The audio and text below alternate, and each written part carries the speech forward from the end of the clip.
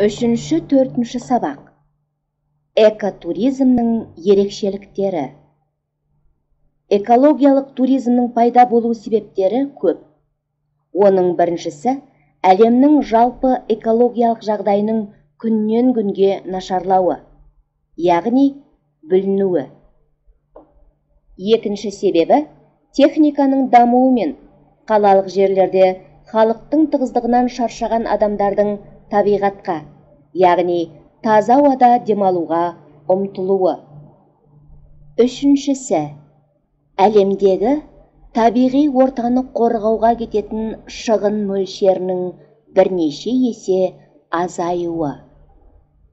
Сондай-ақ, жер шарындағы экологиялық жағдайдың күрт нашарлауы салдарынан мемлекеттік және мемлекеттік емес ұйымдар, экологиялық орталықтар, туристік фирмалардың адамның қоршаған ортаға зиян келтіруіне төтеп беру жолдарын іздеуі.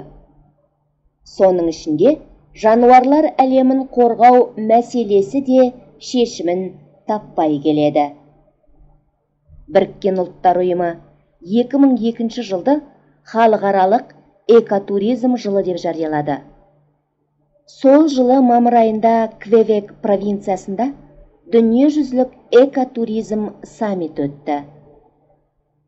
Осы саммитке дайындық барысында дүниежүзілік туристік ұйым тәжірибе алмасу мақсатында аймақтық конференциялар мен семинарлар өткізу бастамасын ұсынды.